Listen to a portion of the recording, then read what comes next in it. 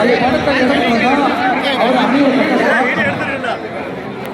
அப்புறம் அந்த காவடி வளைஞ்சு எழுதி போற இடத்துல தான் கால்வாய் சில வாரங்கள் சொன்னார். முடிக்கிறதுக்கும்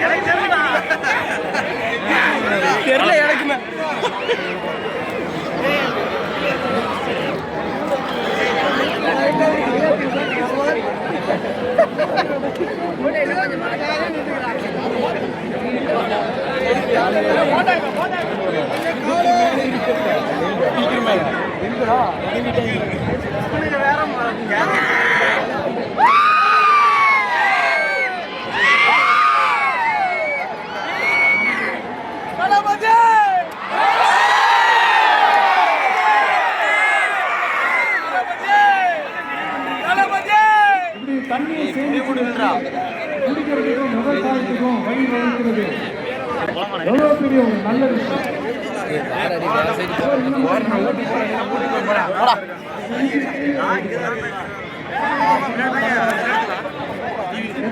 செய்யாம கதைகளை மட்டும் அடிச்சு அத்திக்கடவு அவிநாசி திட்டத்தை இன்னும் விரிவுபடுத்தலாம். அவன் மாத்து சொல்றான், செல்ஃபி எப்படி சொல்றது? எத்தனையோ லட்சம் ஏக்கர் நிலங்கள்ல விவசாயம் நடத்தினா எவ்வளவு பிரயோஜனமா இருக்கும். ஏன் அதெல்லாம் பண்ண மாட்டேன்றீங்க?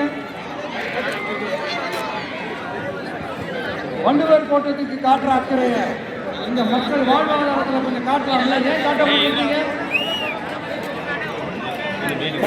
நீங்க என்ன கவர்மெண்ட் நடத்துறாங்களா இல்ல கண்காட்சி நடத்துறாங்களா?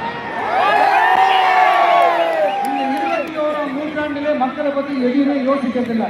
ஆனா அந்த காலத்திலேயே இது எல்லாத்தையும் பத்தி யோசிச்ச மக்களை பத்தி, குடிக்கிற தண்ணியை பத்தி, விவசாயத்தை பத்தி, அணை கட்டுறதை பத்தி, கால்வாய் கட்டுறதை பத்தி, இதெல்லாம் பவானியிலிருந்து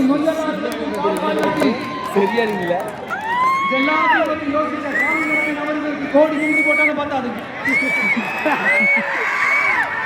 இப்படி அந்த காலத்தில் இருந்த ஒரு ஹீரோவை பற்றி பேசிட்டு இந்த காலத்துல, அதாவது 1920th செஞ்சுரியில இருந்த ஒரு ஹீரோவை பற்றி நம்ம பேசியாகணும்ல. ஒருத்தர் இலக்கிய மனம் கொண்ட ஹீரோனா இன்னொருத்தர் இரும்பு மாதிரி அயன்மேன் தான். எஸ், நம்ம ஹீரோனு கடப்பாறை தான்.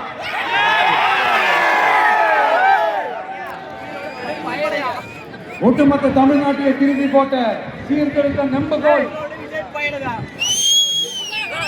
ஈரோடு மாவட்டத்தில் பிறந்த அவர்தான். இந்தியாவுக்கு இடஒதுக்கீடு சம்பந்தமான அரசியல் சட்டத்தை திருத்தறதுக்காக போராட்டம் நடத்தினவர் யாரு? நம்ம தந்தை பெரியாரு. 100 வருஷத்துக்கு முன்னாடியே வகுப்பு வாரி பிரதிநிதித்துவம் வேண்டும் கேட்டவர். அன்னைக்கு சரி, இன்னைக்கு சரி, ஒரு ஆச்சரியத்தோட பார்க்கக்கூடிய ஒரு மனிதர், நம்மளுடைய கொள்கை தலைவர். அப்ப அண்ணாவும் எம்ஜிஆரும் யாரு? பெரியார் அவர்கள் கிட்ட இருந்து எங்களுக்கு தேவையான கொள்கைகளை எடுத்துக்கிட்டோம். அவரை ஃபாலோ பண்ற, அவரை வழிகாட்டி ஏத்துக்கிட்ட அண்ணா அவர்கள் கிட்ட இருந்தோம், எம்ஜிஆர் அவர்கள் கிட்ட இருந்தோம், தேர்தல் அணுகுமுறையை எடுத்துக்கிட்டோம். அண்ணாவும் எம்ஜிஆரும் தமிழ்நாட்டோட சொத்து, அவங்கள பயன்படுத்துறதை பற்றி யாரும் கம்ப்ளைண்ட் பண்ண முடியாது. அண்ணா எங்களோடது, எம்ஜிஆர் எங்களோடது, நீங்களாம் எடுத்துக்கூடாது அப்படின்னு யாரும் அழுத்தத்துக்கு சொல்லிட்டேன்.